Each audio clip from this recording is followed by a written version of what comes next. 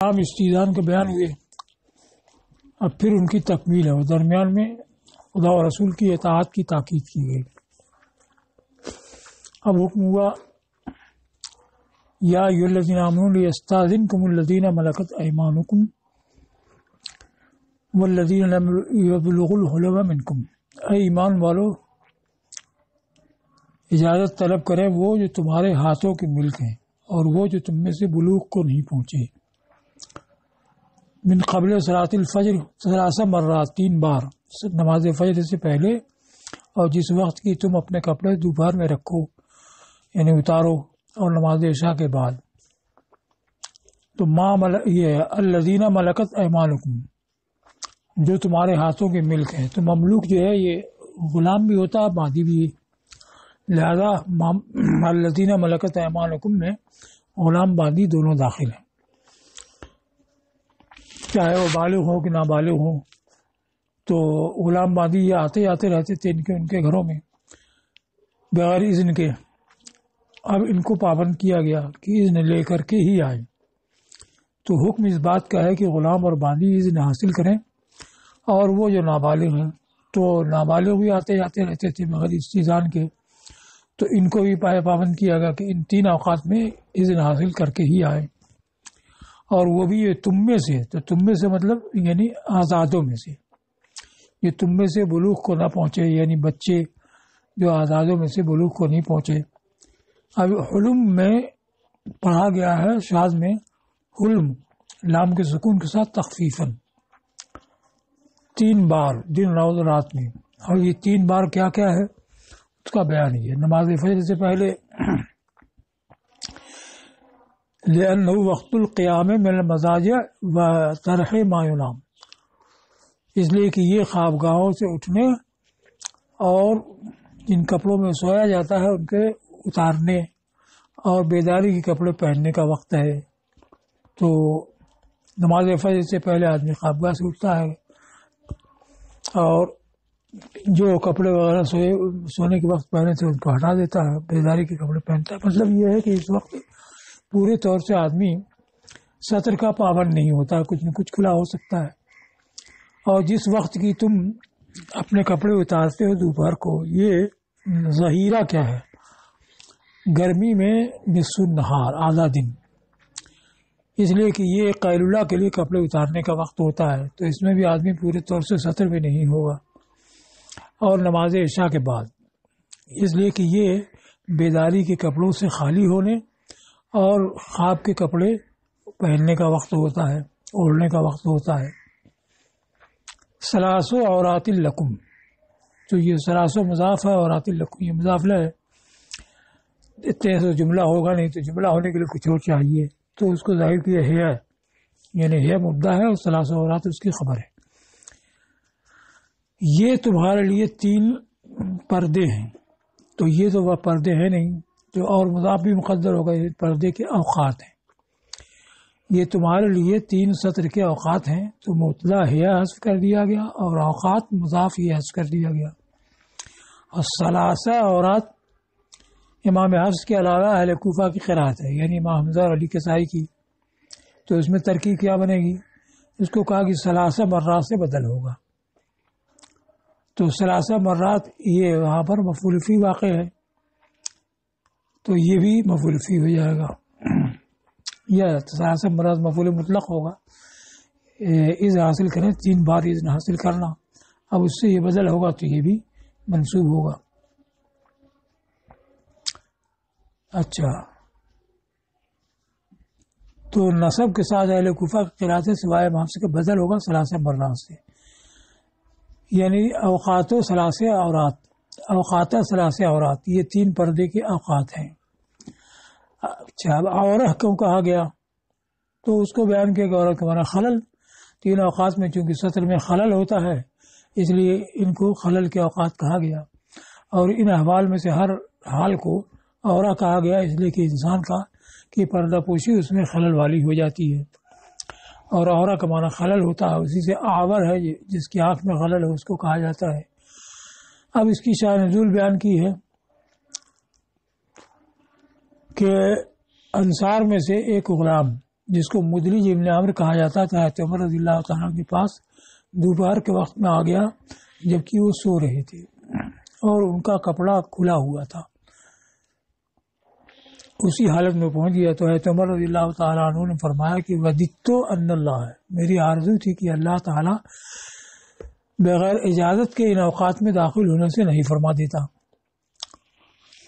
پھر نبی کریم صلی اللہ علیہ وسلم کے پاس گئے اس حالت میں کہ حضور پر یہ آیت نازل ہو چکی تھی.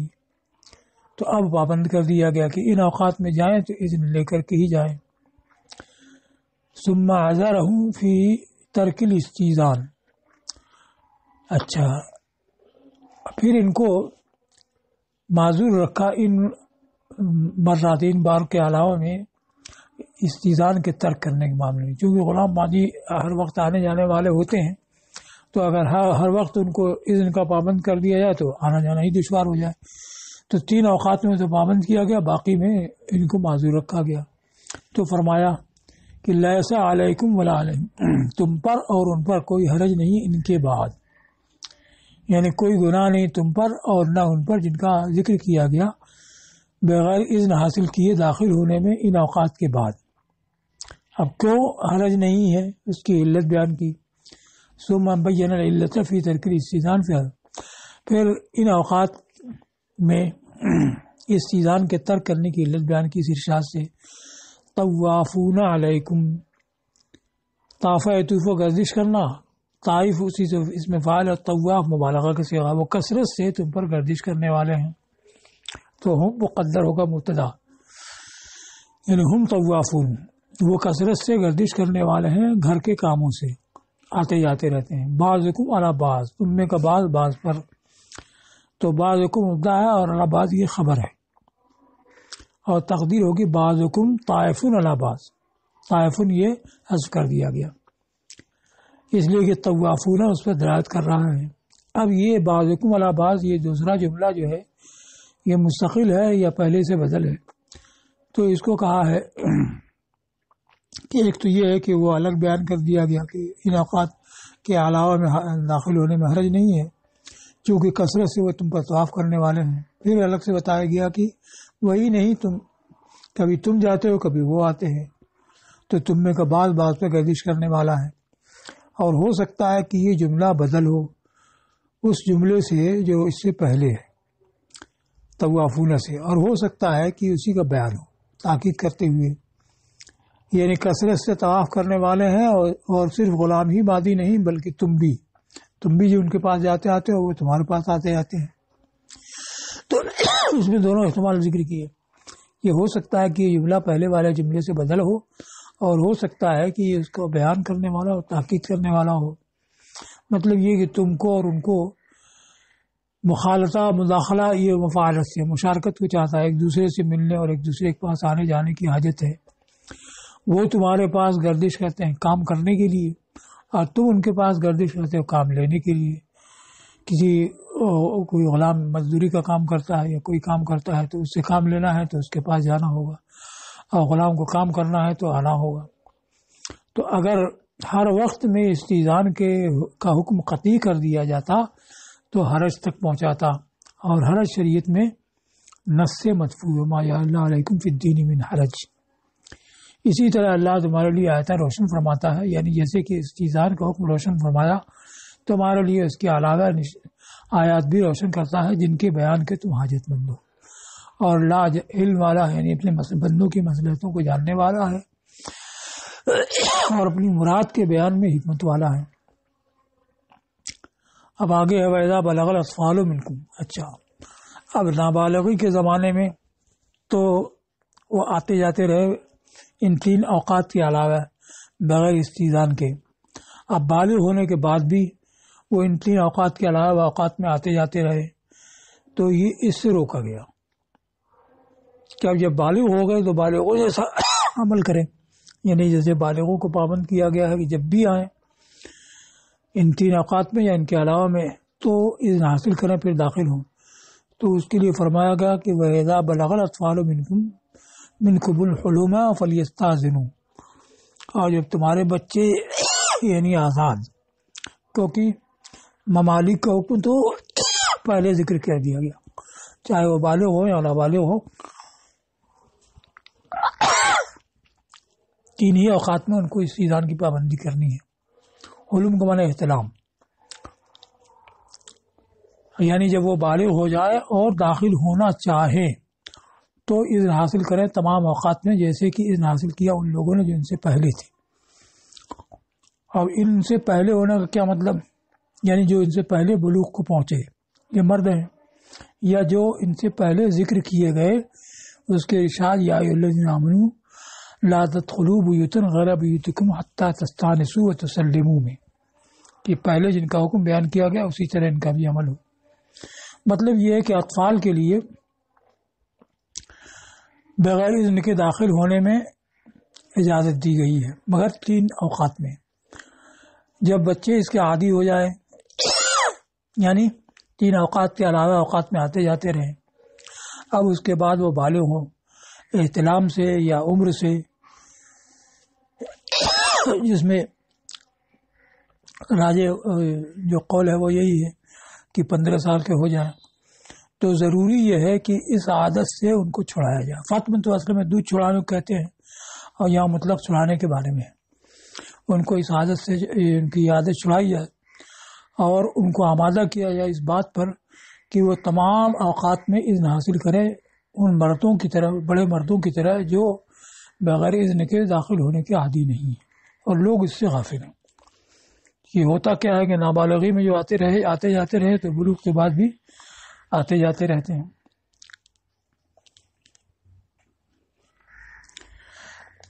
حضرت ابن عباس رضی اللہ تعالیٰ عنہما سے روایت ہے کہ 3 آیتیں ہیں جن کا لوگوں نے انکار کر دیا۔ تو انکار کرنا تو بہت بڑی چیز ہے۔ دوسری روایت میں ہے فلم یعملوا بہن، یعنی ان پر عمل نہیں کیا، تو وہی مراد ہے، یعنی ان کا عمل ان کے خلاف ہے۔ ایک تو اذن والا پورا معاملہ کہ بچپن سے آتے جاتے رہے تو بلوغ کے بعد بھی آتے جاتے رہتے ہیں اور اذن کی استیذان کی پابندی نہیں کرتے ہیں۔ دوسرے ان اکرمکم عند اللہ اتقاکم، کہ بے شک تم میں سے زیادہ عزت والا اللہ کے نزدیک وہ ہے جو تم میں زیادہ پرہیزگار ہے۔ ایک دوسری بات میں ہے کہ وقال الناس اکرمکم اعظمکم بیتا، کہ اب لوگوں کا خیال کیا ہو گیا ہے کہ زیادہ عزت والا وہ ہے جس کا گھر زیادہ شاندار ہے، بلڈنگ بڑی ہے۔ اور تیسری کہ وَإِذَا حَضَرَ الْقِسْمَةَ،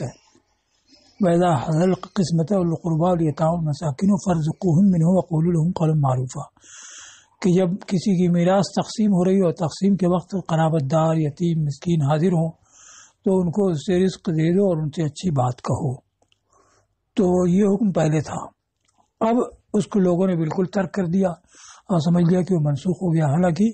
منسوخ نہیں ہے بلکہ بطور استحباب اب بھی باقی ہے۔ حضرت سعید ابن جبیر سے روایت ہے کہ لوگ کہتے ہیں کہ یہ آیت منسوخ ہے، خدا کی قسم یہ منسوخ نہیں ہے، یعنی بعد میں بھی اگر جب آیت تقسیم میراث کی آیت نازل ہو گئی تو جو میراث پانے والے ہیں وہی اس کے حقدار ہوتے ہیں، تو ان کو تو دیا ہی جائے گا، لیکن قرابت دار اور یتیم مسکین آتے ہیں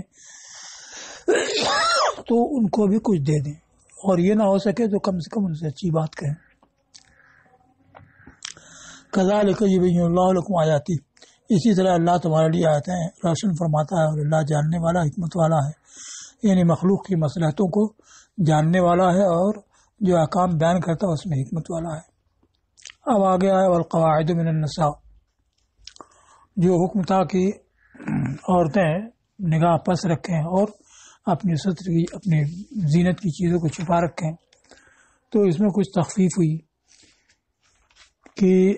خانہ نشین عورتیں اللاتی لا یرجون نکاحا، جو نکاح کی امید نہیں رکھتی ہیں، فلیس علیہن جناح ان یضعن ثیابہن، تو ان کے اوپر حرج نہیں ہے کہ اپنے کپڑے اتار رکھیں، غیر متبرجات بزینہ، اس حالت میں کہ وہ زینت کا اظہار کرنے والی نہ ہوں، وان یستعففن، اور پارسائی چاہے تو یہ ان کے لیے بہتر ہے، اور اللہ سننے والا جاننے والا ہے۔ تو اب یہ رخصت دی گئی ان کے لیے کہ جو زیادہ عمر کو پہنچ گئی ان کے نکاح کو امید نہیں ہے تو یہ کچھ بالائی کپڑے اگر اتار دیں تو حرج نہیں۔ لفظ قواعد کو بتایا کہ یہ قاعد کی جمع ہے، اور قاعد بغیر تا کے حالانکہ عورت کی صفت ہے، تو کچھ صفات وہ ہیں جو عورتوں ہی کے ساتھ خاص ہیں، تو اس میں تانیث کی حاجت نہیں رکھتی ہے، اس لیے کہ جوہر لفظ جب تانیث پر دلالت کر رہا ہے تو الگ سے حرف تانیث کی ضرورت نہیں، جیسے متفل، مرضع، تو یہ عورتی کی صفت ہو سکتی ہے، تو متفلہ نہیں کہا جاتا ہے، جیسے حائض، طالق، تو قائد بغیر تا کے اس وجہ سے کہ یہ ان صفات میں سے ہے جو عورتوں ہی سے خاص ہے، جیسے طالق اور حائض، طلاق والی، حیض والی۔ اللاتی قعدنا الحیض والولد لکبرہن، یعنی جو حیض سے اور اولاد سے بیٹھ گئیں سن رسیدہ ہونے کی وجہ سے، من النساء، یہ حال بنے گا، القواعد ذو الحال، اس حالت میں کہ وہ عورتوں میں سے ہے، اللاتی یہ صفت بنے گا، جو کہ نکاح کی امید نہیں رکھتی ہیں، یعنی اس کی تمنا نہیں رکھتی ہیں، اور یہ اللاتی یہ محل رفع میں ہوگا، اس لیے کہ القواعد یہ مبتدا اس کی صفت ہے، اور خبر کیا ہے، فلیس علیہن جناح، اور خبر میں فا اس وجہ سے مبتدا متضمن ہے معنی شرط کو، اور جب مبتدا متضمن ہے معنی شرط کو تو اسے خبر پہ فا لانا درست ہے، تو ان کے اوپر کوئی حرج نہیں ہے، کوئی گناہ نہیں ہے، اور فا داخل ہوئی اس لیے کہ مبتدا میں شرط کا معنی ہے الف اور لام کی وجہ سے، یعنی القواعد میں جو ال ہے وہ اللاتی کے معنی میں ہے، اس میں موصول کے معنی میں، اور جو اس میں موصول ہو صرف اس کا فعل یا شبہ فعل ہو تو وہ متضمن ہوتا ہے معنی شرط کو، خبر پر